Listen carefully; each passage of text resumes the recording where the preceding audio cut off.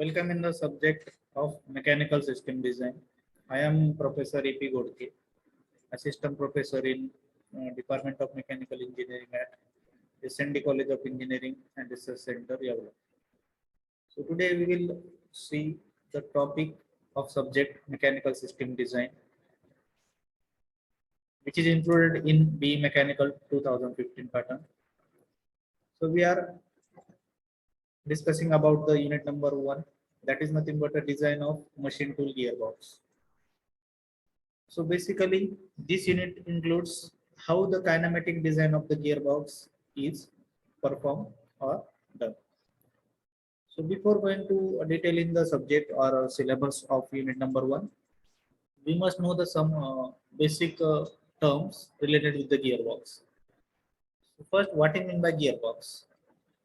So gearbox is nothing but it is a mechanical device which is used to transmit the motion or power from prime mover to machine tool by changing the speed or torque or by changing the orientation of the drive.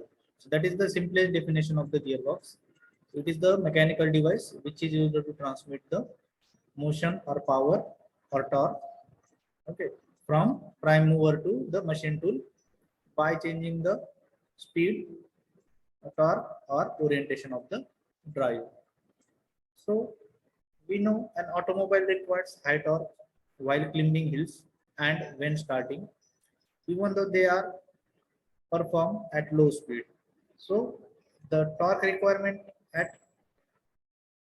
initial condition is very high in case of automobile engineering, and speed required is less. So that is the main condition in case of a automobile vehicle. On the other hand, when that automobile is running at high speed on level road, high torque is not required because of momentum. So requirement of a device is occurs which can change the vehicle torque and its speed according to the road condition or when driver need. Means sometimes we require high speed or we require low speed, or sometimes we require high torque or sometimes we require low torque. Depending on the requirement, we need such type of a device or mechanical device. So this device is known as a transmission box. So the required device is known as a transmission box, or it is also known as a gearbox. So this transmission box gives us the variation in the speed, variation in the torque, okay, as per our requirement. So the introduction of gearbox. So in that, gearbox, often referred as a transmission, is a unit that uses gears and gear trains to provide speed and torque conversion from a rotating power source to another device. Okay, so that is the basic term, or we can say as a working of the gears, how the power produced from the rotating power source and how we can give that rotating power to the another device through a gears and gear train arrangement.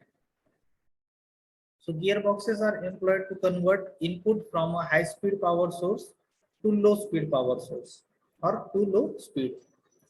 Example, lift cranes and crushing machine, or into a many of speed like lathe, milling machine and automobiles.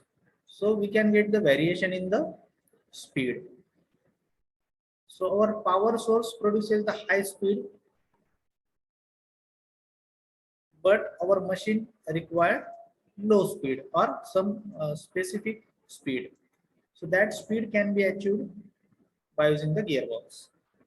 So the applications of that low speeds or medium speed or high speed are lift cranes and crushing machine, and many of the high speeds are lathe machine, milling machine and automobile vehicles where high speed range is required. Then a gearbox that converts a high speed input into a single output is called as a single stage gearbox. So the gearbox that converts a high speed into a single output is called as a single stage gearbox.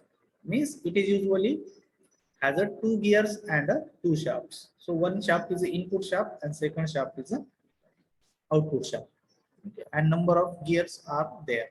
So two gears are there inside in the gearboxes. Then a gearbox that converts high speed into a number of different speed output is called as a multi-speed gearbox. Okay. So that is the difference between single speed and multi-speed. When we get the single output speed, that gearbox is called as a single stage gearbox. And when we get the different output speed, then it is called as a multi-speed gearbox. So the multi-speed gearbox has more than two gears and shafts. So the number of shafts or number of gears are more than two if it is present in the gearbox. Such gearbox is called as a multi-speed gearbox. Then a multi-speed gearbox reduces the speed in different stages. Means it can reduce the speed or it can vary the speed in the different stages. So that will be there in the multi-speed gearbox. Next, the function of transmission box or gearbox in automobile. Okay. So what is the function of gearbox or transmission box in the automobile? So it provides the torque needed to move the vehicle under a variety of road and road condition. It does this by changing the gear ratio between the engine crankshaft and vehicle drive wheels. Means depending on the road type, it will the transmission box provide a sufficient amount of the torque required. Okay, so that is the function of transmission box. Second, be shifted into reverse so the vehicle can move backward. So that is also one important condition or use of or function of the transmission box. Means if you want to move the automobile vehicle in the reverse direction or reverse back, move backward, then also it can done by using the gearbox or transmission box. Then be shifted into the neutral for starting the engine. Means the gearbox can be used in neutral condition also for starting the engine. Means we can put the gearbox or we can uh, keep the machine tool or a vehicle stationary though the engine is in running condition. So that can be achieved by using the transmission box.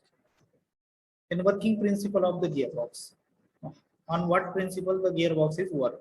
So in a gearbox, the counter shaft is meshed to the clutch with the use of couple of gear. So the counter shaft is always in the running condition. When the counter shaft is bring in contact with the main shaft, by the use of meshing gears, the main shaft starts to rotate according to the gear ratio. Okay. When we want to change the gear ratio, simply press the clutch pedal, which disconnect the counter shaft with the engine and connect the main shaft with the counter shaft by another gear ratio by the use of the gear shaft lever. So in an gearbox, the gear teeth and other moving metal must not touch. They must be continuously separated by the thin film of lubricant. This prevents excessive wear and early failure. Therefore, the gearbox runs partially filled with lubricant oil. Then a design consideration or basic design consideration of gearbox means if you want to design a gearbox for multi-speed drive or machine tool, then what are the basic consideration or design consideration that we are going to consider are as follows. So first consideration is the optimum number of speed steps with the increment between 10 to 15%. Means our total speed range of the multi-speed drive should be divided into the optimum number of speed steps with the increment between the 10 to 15%. Means if the number of speed steps are 6 given, means we have to divide that minimum speed and maximum speed in 6 different steps with the increment of 10 to 15% and 10 and 15%. So that is the first basic consideration in the design of the gearbox. Second, speed change without stopping the electric motor. So our gearbox should be designed in such a way that there should not be stoppage of the motor, and we have to change the speed without stopping the electric motor. So that is the second consideration. Our gearbox is designed in such a way that we can change the speed or speed change can be achieved without stopping the electric motor. Next, third, consideration is design a desired speed change without passing through intermediate speed steps. Means if you want to change the speed from any value, so there should not be any intermediate step is required to follow that speed steps. Means, for example, if first spindle speed is a 100 rpm, second is a 200 rpm, third is 300 rpm, fourth one is 400 rpm, and fifth one is a 500 rpm. And I want now my machine is running at a 100 rpm, and I want to change the speed from 100 rpm to 400 rpm. So there should not be go for the 200 rpm and 300 rpm. Directly we can desired speed of 400 can be achieved without passing through the intermediate speed steps like 200 and 300 rpm. So this kind of consideration is also there while designing the gearbox. Next, one set of gears in engagement at a one time.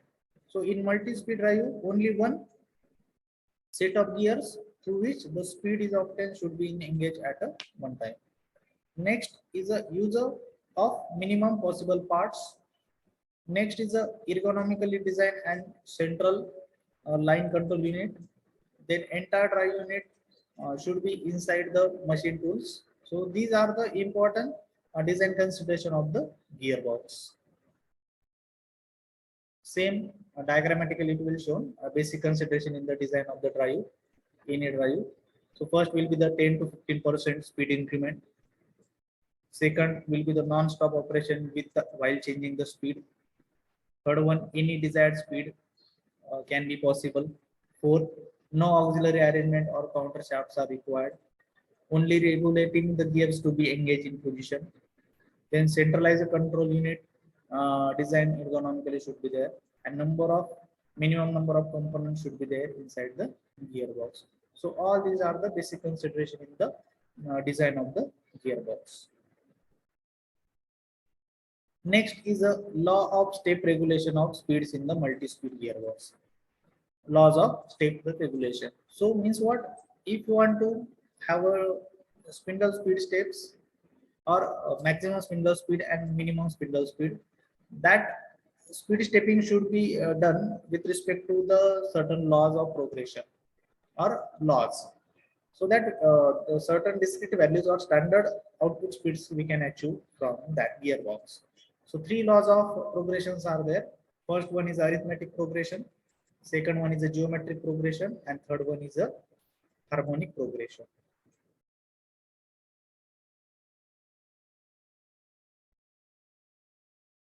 So what is mean by arithmetic progression? If the difference between two adjacent RPM value is constant, then such law of progression is called as arithmetic progression. Okay, means the difference between any two successive spindle speed, if it is constant, then that law of progression is called as a arithmetic progression. So here we can consider as n1 as a n minimum, n2 as a n1 plus a, that is n minimum plus a, n3 is equal to n2 plus a. Similarly, we can find out nz is equal to nz minus 1 plus a. So where a is what? A difference of arithmetic progression that can be calculated by maximum spindle speed and difference of maximum spindle speed and minimum spindle speed divided by z minus 1. So this is the formula from which we can get the difference of arithmetic progression a. So n max minus n minimum upon z minus 1, where n max is the maximum spindle speed given in the problem, n minimum is the minimum spindle speed, z is the total number of speed steps. Okay. So once we get the arithmetic difference of arithmetic progression, we can get the different spindle speed. So calculate that different spindle speed. Then consider any two intermediate speed ranges nk and nk plus 1. For that, corresponding to these, the diameters of the that can be machined would be dk is equal to 1000 v upon pi nk, where v is the cutting speed in meter per minute. Now it is 1000, so it will be mm per minute. Nk is the spindle speed that will be calculated from here. Similarly, we can calculate the for next limit as a higher limit dk plus 1, 1000 v upon pi nk, 1000 v upon pi nk.